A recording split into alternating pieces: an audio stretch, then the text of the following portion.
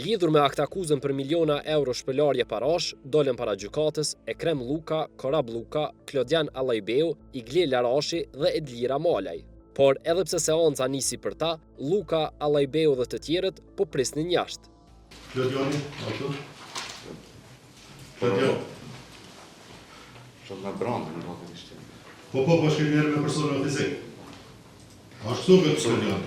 Nëse leva të ishta, ne kemi konstatu që me brandi nuk ka përfaqësues, edhe tjertë janë këtu, do të jashtë këtë para derës. Kush jashtë? Kështu që gjithë pandehurit edhe... Që sa më rëpë se jashtë? Po, nëjse, me qenë se nuk ishte përfaqësuesi me brandin edhe u konstatu, atëherë dhe thotë... Jo, më këtoj, që në rana të di kush o person.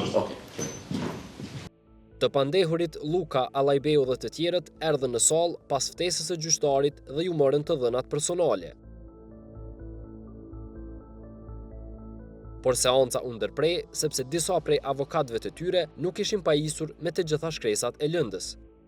Deri më tani nuk kemi pranuar as aktakuzën fillestare dhe as vendimin e lartë përmendur. Këto dy dokumente i kërkojnë që të na dorëzohen, pasi që pa këto dokumente nuk mund të ushtrojnë në mënyrë efektive të drejtën tonë ligjore për të paraqitur kërkesë për hudhjen poshtë të aktakuzës.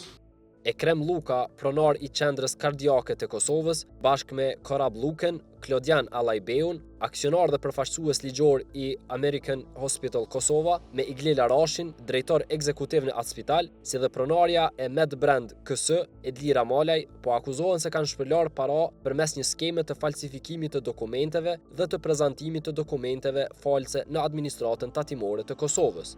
Shifra e parave që përshkruhet në aktakuzë ka vlerën e miliona eurove.